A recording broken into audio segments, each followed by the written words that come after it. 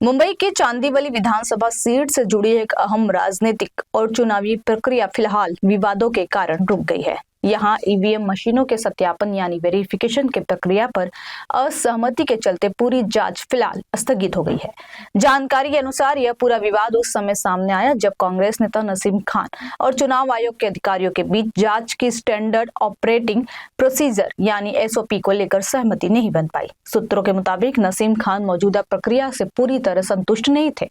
और उन्होंने कुछ बिंदुओं पर आपत्ति जताई। नसीम खान की ओर से यह मांग रखी गई कि पूरी प्रक्रिया को और अधिक स्पष्ट और विस्तृत तरीके से दोबारा समझाया जाए ताकि किसी भी प्रकार के संदेह की गुंजाइश न रहे। इसी असहमति के चलते सत्यापन की प्रक्रिया फिलहाल रोक दी गई है। स्थिति यह है कि आगे की कार्रवाई तब तक शुरू नहीं होगी जब तक दोनों पक्षों के बीच एसओपी को लेकर सहमति नहीं बन पाती।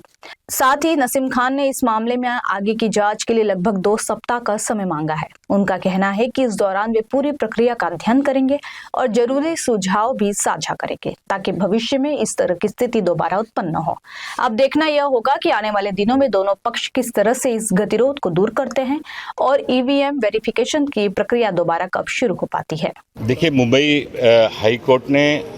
पिछले दिनों एक आदेश दिया था कि चांदीवली विधानसभा क्षेत्र में 2024 में जो ईवीएम की मशीनों का उपयोग हुआ है उसकी जांच करने का आदेश मुंबई हाई कोर्ट ने दिया था। आज हमारे साथ हमारे सीनियर एडवोकेट बिपिन जोशी और अमेरिका के पूर्व प्रेसिडेंट श्री बराक ओबामा के जो एडमिनिस्ट्रेटिव टीम के आईटी इंजीनियर हैं श्री देशपांडे जी, आज हम सारे लोग यहाँ पर आए थे और हमें लगा था कि आज दूध का दूध पानी का पानी होगा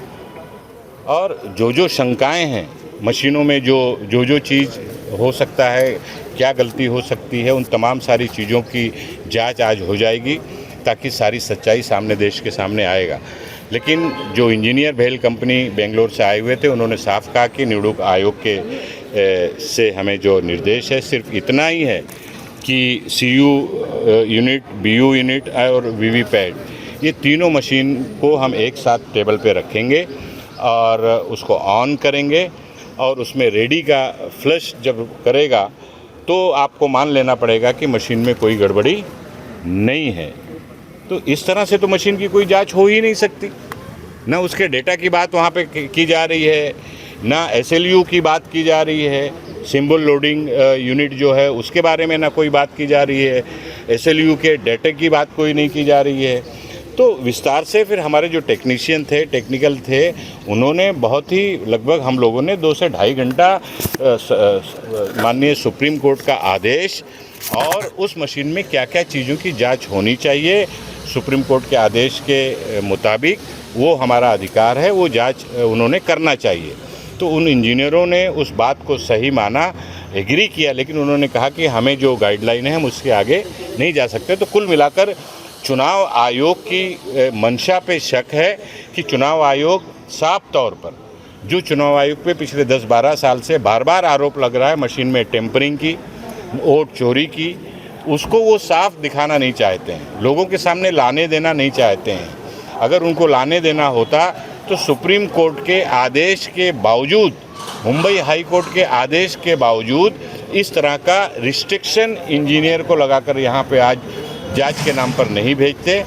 और उसका हमें दुख है। हमने उसका विरोध किया है, डायरी हुई है, मिनट्स बना है, उसका पत्र दिया है हमने उनको और हमने फिर से कहा है कि हमको 2 हफ्ते के अंदर इसके ऊपर जो सुप्रीम कोर्ट ने अधिकार हमें दिया है मशीन में जो चेक करने का, उसको हमको चेक करने की इजाज़त हमें दिया जाए और अगर नहीं होगा तो हम सुप्रीम कोर्ट जाने पर उस पर फैसला करेंगे और सुप्रीम कोर्ट तक जाएंगे। देखिए, साफ तौर पर वो ये जो जैसे मैंने पहले कहा कि वो तीनों यूनिट्स को सिर्फ जोड़ के दिखाने के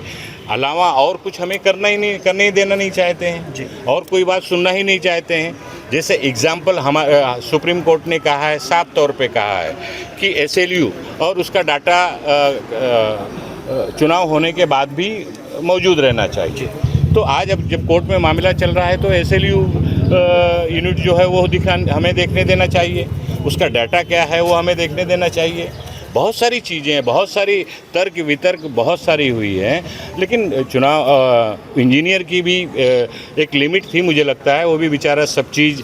एग्री कर रहा था, सब बात सुन रहा था, लेकिन वो कहीं ना कहीं चुनाव आयोग के बंधन में बंधा हुआ था और उसके आगे वो बढ़ने को तैयार नहीं था। आपका आगे का कदम क्या होगा? आगे का कदम ये है कि आज हमने कहा है, मिनट्स हुआ है, उन्हें लेटर भी पत्र भी दिया है इलेक्शन कमीशन को, और अगर 2 हफ्ते के अंदर